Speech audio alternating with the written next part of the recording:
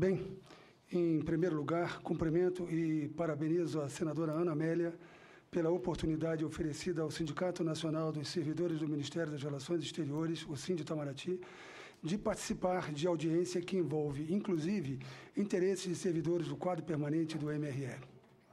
Cumprimento os demais participantes, bem como a todos os presentes. Senhoras e senhores, preliminarmente, é preciso deixar claro que o Sinditamaraty respeita e apoia todos os movimentos legítimos em favor dos trabalhadores e do trabalho. Sem embargo do apreço que merece cada auxiliar local, o Sinditamaraty considera que o PLS 246, ora em debate, que pretende alterar o artigo 57 da Lei 11.440, passa ao largo da via principal e envereda por direção secundária. Cabe, em primeiro lugar, definir o auxiliar local, brasileiro ou estrangeiro, admitido para prestar serviços ou atividades de apoio que exijam familiaridade com as condições de vida, os usos e os costumes do país onde esteja sediado o posto. É o que define a Lei 11.440 em seu artigo 57. Trata-se, portanto, de colaboradores importantes para a vida dos nossos postos no exterior. Os serviços que prestam devem, porém, se restringir exatamente às atividades distantes das metas da política externa, mas que visam a facilitar o desempenho profissional dos servidores, cujas funções precípuas consistem principalmente em executar a política externa. Todas as chancelarias recorrem a esses colaboradores. Tanto assim é que são contemplados na Convenção de Viena. Esses colaboradores têm atribuições muito específicas, não podendo representar reforço de lotação dos servidores do quadro do MRE no exterior. Não integram o Serviço Exterior Brasileiro, não pertencem à administração pública brasileira, direta ou indireta, não são investidos em cargos, empregos ou funções públicas por meio de concurso público, nem contratados por tempo determinado mediante lei específica, conforme prevêem os incisos 2º e 9º do artigo 37 da Constituição Federal. Em suma, não devem exercer atividades próprias do serviço público.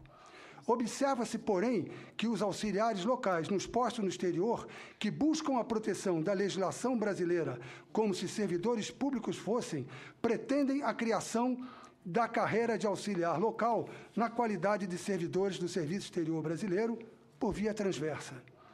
A discussão acerca do papel desses colaboradores nos postos no exterior tem de ser acompanhada por ampla análise acerca da gestão dos recursos humanos no MRE, com a participação do Sinditamaraty e das demais entidades representativas dos trabalhadores, sob pena de a matéria ser transferida para a esfera do Supremo Tribunal Federal. O MRE tem de reconhecer que carece de um plano estratégico de gestão de pessoas que atende às necessidades do órgão. Esse plano tem de incluir, de modo prioritário, a promoção de concurso público para todas as carreiras do Serviço Exterior Brasileiro, o incremento de treinamentos específicos, bem como a definição do perfil do servidor de acordo com as necessidades da instituição, notadamente no exterior.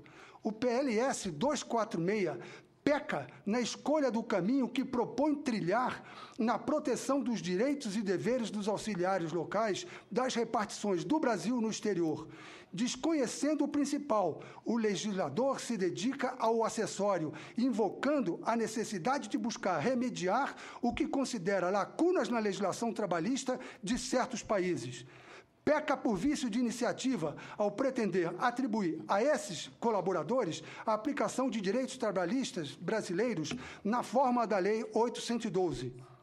É preciso enfrentar o verdadeiro problema. Inexiste texto legal que trate especificamente dessa força de trabalho.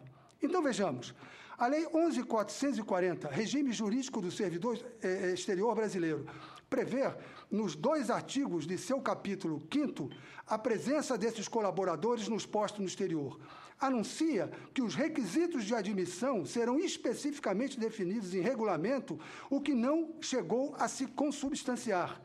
define que as relações trabalhistas e previdenciárias serão regidas pela legislação do país onde estiver sediada a repartição, reforçando o princípio trabalhista de lei, de aplicação da lei local onde for contratada a mão de obra. Em razão do que se precede, o Síndico Itamaraty considera que a Lei 11.440 não é o lugar desses trabalhadores, que carecem de legislação própria.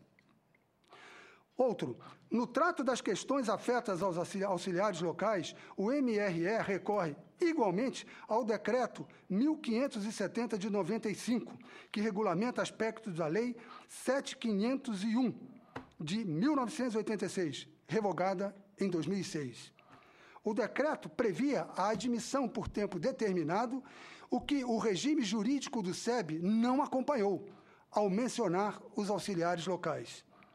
Tendo em vista a complexidade da proposta do PLS 246, além da diversidade de situações trabalhistas, o projeto é temerário, porque se destina a garantir a trabalhadores brasileiros e estrangeiros admitidos nos postos no exterior direitos regulados na forma da Lei do Serviço Público Federal, traindo vício de iniciativa.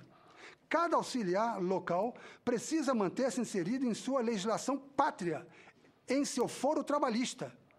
Neste caso, fazer justiça significa concentrar esforços no sentido de oferecer as melhores condições ao trabalhador, independentemente da nacionalidade. Importa lembrar que as autoridades brasileiras não parecem manifestar preocupações com os auxiliares locais contratados pelas missões diplomáticas estrangeiras no Brasil, que permanecem ao desamparo. A esse propósito, chamo a atenção para as adversidades enfrentadas pelo Sindinações, que não têm encontrado interlocução junto às autoridades diplomáticas consulares estrangeiras no Brasil. Sobre a matéria, passarei a Vossa Excelência, senhora senadora, carta do Sindinações, que representa os auxiliares locais no Brasil. Por gentileza. Obrigada, senhora senadora. A título ilustrativo, permitimos-nos apresentar situação hipotética em que um colaborador palestino admitido em nosso escritório na representação em Ramallah, Palestina, deixa de receber, por exemplo, o adicional de férias previsto no inciso 17 do artigo 7 da Constituição de 88, na forma como regulamentado pelo seu artigo 61, da Lei número 8.112. O trabalhador palestino busca, então, justiça local, onde reivindica seu direito trabalhista, ao amparo da legislação brasileira. Por um lado, é de se perguntar como a justiça palestina lidará com o caso. Como determinará a execução da garantia trabalhística brasileira? Por outro lado, também, qual seria a justiça competente no Brasil para julgar esse dissídio trabalhista que envolve a aplicação da Lei 812 a um trabalhador que não é servidor público e é regido igualmente pela legislação de seu país? A questão é como contemplar dois ordenamentos jurídicos de países distintos para reger uma relação trabalhista contratual. Sim, cabe questionar como poderia o legislador acolher, ao abrigo da Constituição Federal Brasileira, esses colaboradores regidos por legislações do local onde prestam serviços, acrescido do regime jurídico dos trabalhadores, dos servidores públicos e civis brasileiros? Como?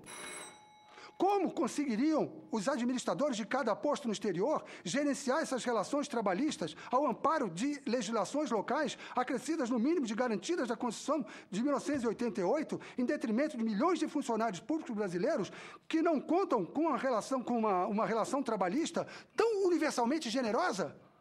Qual seria o impacto do orçamento na Previdência Social brasileira? Como a sociedade brasileira aceitaria esse leque de privilégios? Vínculo com o Brasil, em geral, é a sua relação de trabalho com o posto.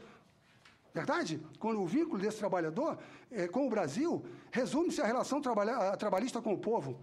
Gente, em resumo, é imperativo encontrar respostas razoáveis para essas perguntas. É preciso ter humildade para perceber que o caminho é inadequado e a pretensa solução acarretaria novos problemas, além de representar tratamento injusto em relação aos funcionários públicos brasileiros. Permito-me observar, finalmente, que a solução pode residir na sindicalização desses colaboradores em países onde a legislação local possa requerer o estabelecimento de acordos coletivos para garantir direitos trabalhistas. Muito obrigada.